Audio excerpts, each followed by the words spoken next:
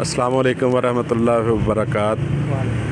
معزز ناظرین و حاضرین، میرے ساتھ اس وقت ملک پاکستان کی نامور شخصیت حضرت مولانا حافظ خالد سلیم صاحب تشریف فرما ہیں۔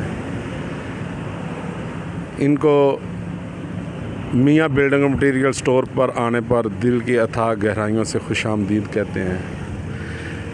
السلام علیکم آپ صاحب۔ وعلیکم السلام ورحمۃ اللہ وبرکاتہ۔ آپ صاحب، جس طرح یہ ہمارے ڈیرہ غازی خان میں سیلاب کا ریلا، پشاور میں یہ کافی نقصان ہوا ہے، جو لاشیں ہیں وہ مطلب کہ درختوں کے اوپر مٹی کے اندر دب چکی ہیں، اس میں آپ کوئی بات کہنا چاہتے ہیں یا کوئی حکومت سے اپیل کرنا چاہتے ہیں تو؟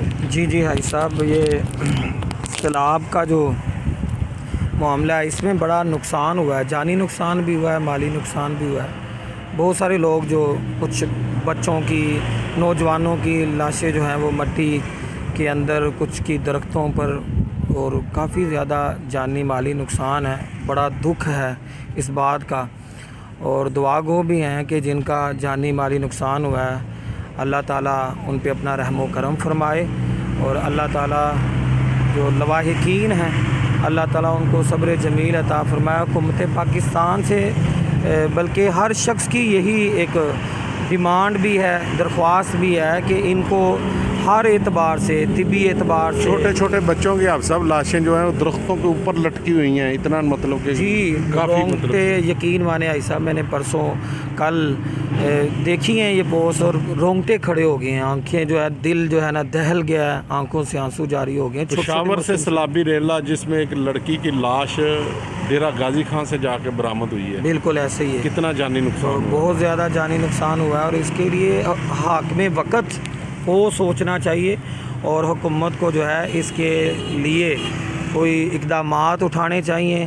ان کی جن کی جانی مالی نقصان ہوا ہے ان کے لیے جو ہے نا کوئی نہ کوئی ایسا انتظام کرنا چاہیے تاکہ ان کے جو ہے صبر اور ان کو تسلی دی جا سکے۔ اب سب ٹھیک ہے، آپ کی بات ٹھیک ہے کہ حکومت کو بھی اس کے اوپر عمل کرنا چاہیے، ان تک جو گرانٹ پہنچانی چاہیے، تو اس میں ہمارا بھی تو فرض بنتا ہے نا، جو خطیب ہیں اپنی مساجد میں، اپنی مسجد میں اعلان کر کے کوئی ایک پلیٹ فارم بنایا جائے جس کے اندر یہ چندہ وغیرہ جمع کر کے وہاں تک پہنچانا چاہے۔ اگر ہر بندہ جو اس چیز کے اوپر عمل کر لے تو کتنا فائدہ ہوتا ہے۔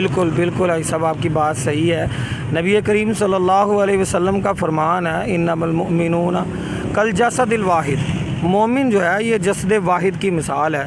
اگر سر میں درد ہے تو پورا جسم محسوس کرتا ہے، پاؤں میں درد ہے، کسی بھی حصے میں درد ہو تو پورا جسم محسوس کرتا ہے، اور مومن کے لیے، مسلمان کے لیے یہ بڑی ایک دردناک سا ایک معاملہ سامنے آیا ہے ہر مسلمان کے لیے۔ تو ہر خطیب کا یہ فرض بھی بنتا ہے کہ وہ اپنی مسجد میں جو ہے ان کے لیے جو لواحقین ہیں اور متاثرین ہیں ان کے لیے اپنے اپنے طور پر ہر خطیب جو ہے اپنے اس منبر سے جہاں پر وہ خطابت کرتا ہے یا جہاں پر اس کے تعلقات ہیں وہاں پر بات کر کے ان کے لیے امدادی جو ہے کارروائیوں کو شروع بھی کرنا چاہیے، اور ان کے لیے جو ہے امداد، ضروریات، اور ان کے لیے طبی، مالی، ان کے لیے جو ہے نا امداد کو اکٹھا کر کے وہاں تک پہنچانا چاہیے۔ بڑا نیکی کا عمل ہے۔ اب صاحب، یہ ابھی ایک ماہ قبل پہلے یہ بڑی عید کے اوپر آپ نے سنا ڈیرہ غازی خان میں شاہد منج صاحب ہیں اور ان کے ایک دوست جو عید کے خطبہ کی وجہ سے انہیں قتل کر دیا گیا۔ بالکل۔ اس کے بعد یہ جڑاں والا واقعہ، مطلب پہلے جڑاں والا واقعہ ہے، اس کے بعد ڈیرہ غازی خان میں ہی ایک بچے کو اسکول میں قتل کر دیا گیا، مدرسے میں۔ اس کے بعد فوراً بعد لاہور میں ایک وکیل ہے بادامی باغ کا جو مسجد کا متولی بھی ہے، اس کو بھی قتل کر دیا گیا۔ کیا ایسی صورت میں جو ہے مطلب کہ اہل حدیث اتنے لاوارث ہو چکے ہیں اس دور میں؟ علامہ شہید رحمۃ اللہ علیہ نے تو فرمایا تھا کہ یہ 21ویں صدی اہل حدیثوں کی صدی ہے۔ انہوں نے یہ تو نہیں کہا تھا کہ اس کو گاجر مولی کی طرح اہل حدیث کاٹے جائیں گے۔ کیا اس کے اوپر بھی کوئی حکومت کو سٹینڈ لینا چاہیے، یا ہمارے جو قائدین ہیں ان کو بھی اس بارے میں کچھ غور و فکر کرنی چاہیے کہ یا بس چلے گیا موقع کے اوپر تصویریں وغیرہ اتروا کے ایف آئی آر کٹوا کے بس جی وہ فارغ ہو گئے؟ کیا ان کا یہ حق نہیں بنتا کہ وہ جو ملزم ہیں ان کو کوئی سزائے موت یا کوئی نہ کوئی سزا تک پہنچا کے پھر دم لیں؟ اس بارے میں آپ کا کیا خیال ہے؟ جی بھائی صاحب، حکومت وقت کا اسٹینڈ تو لینا چاہیے، لیکن اس سے پہلے یہ ہے کہ اس میں مجھے جہاں تک لگتا ہے یہ ہماری اکابرین جو ہیں اصل میں آپسی لڑائیوں میں اور آپسی جو ہے نا نفرتوں میں جو ہے نا وہ جی رہے ہیں۔ کوئی بندہ اپنا ایک گروپ بنا کے علیحدہ زندگی بسر کر رہا ہے، کوئی اپنا علیحدہ بنا کے بسر کر رہا ہے۔ اہل حدیث ایک جماعت تھی، جب یہ یکجاں تھے، اکٹھے تھے، اتفاق اور اتحاد تھا۔ ید اللہ علی الجماع، اللہ تعالیٰ کا ہاتھ ہے، نبی صلی اللہ علیہ وسلم کا فرمان ہے، جماعت پہ اللہ تعالیٰ کا ہاتھ ہے۔ علامہ اقبال رحمۃ اللہ علیہ نے ایک نظم پیوستہ رہے شجر سے امید بہار رکھ، انہوں نے اس پوری نظم میں نا اتفاق اتحاد کا سبق دیا، اور انہوں نے یہ بات بھی کی تھی کہ جب قوم سے جو ہے نا وہ منتشر ہو جاتی ہے، جماعت منتشر ہو جاتی ہے نا، تو پھر ایسا ہی ہوتا ہے کہ جس کا دل چاہتا ہے جو مرضی ظلم کرتا ہے۔ بہرحال یہ بہت بڑی ظلم کی داستان ہے، اور دیکھیں یہ ایک مسلکی لیول پر جو ہے نا انتشار پھیلانے والا بھی عمل ہے کہ یہ تین جتنے بھی یہ پچھلے دنوں میں حادثات ہوئے ہیں، ایک تو وہ مذہب سے ریلیٹڈ ہیں، دوسرا جماعت اہل حدیث سے، کہ ان کے جماعت اہل حدیث تینوں واقعی اہل حدیث ہیں، اور دو نوجوان جن کا صرف یہ کہنا تھا کہ جو ہے اللہ کے علاوہ کوئی بھی نظر و نیاز جائز نہیں، اس بات پہ ان کو جو ہے شہید کر دیا۔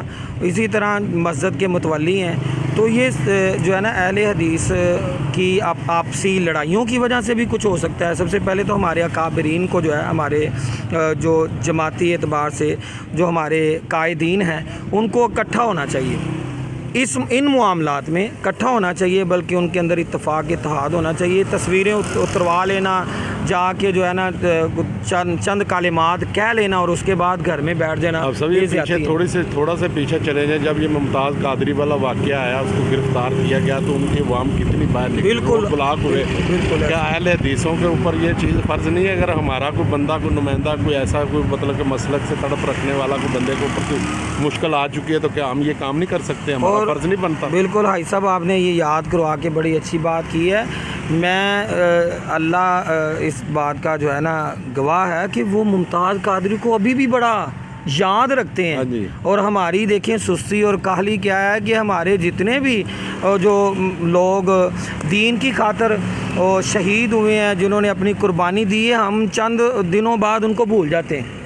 تو یہ جو ہے نا معاملہ ابھی قصور میں، یہ کچھ عرصہ پہلے قصور میں بھی ایسا حافظ قرآن کے ساتھ کھڑیاں کا میرے خیال میں قریب واقعہ تھا حافظ قرآن کے ساتھ۔ تو یہ جو ہے واقعہ جو ہے نہ بھولنے والے ہیں اور نہ قابل برداشت ہیں۔ اس کے لیے جماعت کے قائدین کو بھرپور پیچھے جا کر، بلکہ ان کو جو ہے سزائے موت تک جو ہے اس واقعے کو نہیں چھوڑنا چاہیے، تب تک پیچھے نہیں ہٹنا چاہیے۔ اور حکومت وقت کو بھی میں یہی اپیل کرنا چاہوں گا کہ یہ ظلم بھی ہے، زیادتی بھی ہے۔ مسلکی اعتبار سے الحمدللہ ہم امن کے جو ہے داعی ہیں، ہم نے کبھی بھی انتشار اور کبھی بھی جھگڑے والی بات الحمدللہ اہل حدیث پلیٹ فارم سے نہیں گئی، تو پھر کیوں اہل حدیثوں کے ساتھ اتنا ظلم کیا جاتا ہے؟ تو حکومت کو بھی چاہیے کہ ذرا جی ناظرین، ماشاءاللہ آپ نے اب سب کی ساری گفتگو سنی، اس میں سبق ایک یہی ملتا ہے کہ تمام دینی جماعتوں کو اپنی نفرتیں بلا کر اس معاملے میں قدم کے ساتھ قدم ملا کے یہ کام کرنا چاہیے۔ جب یہ ساری جماعتیں اکٹھی ایک پلیٹ فارم کے اوپر آ جائیں گی تو انشاءاللہ ہمیں اس کا کوئی عمل اچھا بہتر ملے گا۔ اس کے ساتھ ساتھ میں مطلب کہ علامہ ابتسام اللہ ظہیر صاحب کو اپریشیٹ کرتا ہوں جو ہر معاملے میں صف اول پر ہیں۔ بالکل یہ ہے۔ پھر دوسری بات ہے، اگر ہر بندہ، ہر جماعت کا قائدین اگر علامہ ابتسام بن جائے تو ہمارے لیے ماشاءاللہ یہ ہمارے اہل حدیثوں کے لیے بڑا فخر کی بات ہے۔ بس یہی ہے کہ جس جگہ کے اوپر سب سے پہلے علامہ صاحب سٹینڈ لیتے ہیں، باقی سب اس کے پیچھے ہی بھاگتے ہیں۔ سب ایسا ہوتا کہ جیسے علامہ صاحب نے سب سے پہلے سٹینڈ لیا ہے، باقی بھی قائدین ان کے ساتھ جو ہے نا بات چیت کرتے اور اسی وقت ہی پہنچ جاتے، اور جب سارے قائدین اکٹھے ہو جائیں گے تو یہ ایک بڑا وزن بن جائے گا انشاءاللہ، اور بڑی جلدی جو ہے ان معاملات کا انشاءاللہ حکومت کو جو ہے نا رزلٹ نکالنا پڑے گا، ان کی مجبوری بن جائے گی، ان کو پتہ ہوگا کہ تمام قائدین جو ہیں وہ اس معاملے کے لیے سارے اکٹھے ہیں۔ جی ماشاءاللہ ناظرین، اس چھوٹے سے 2-3 سوال تھے، ہمارا یہ مختصر انٹرویو تھا، اس میں مجھے اور میرے ساتھ حافظ خالد سلیم صاحب اور میرے ساتھ کیمرہ مین میاں محمد یاسین کوکب صاحب کو اجازت دیجیے. اللہ حافظ.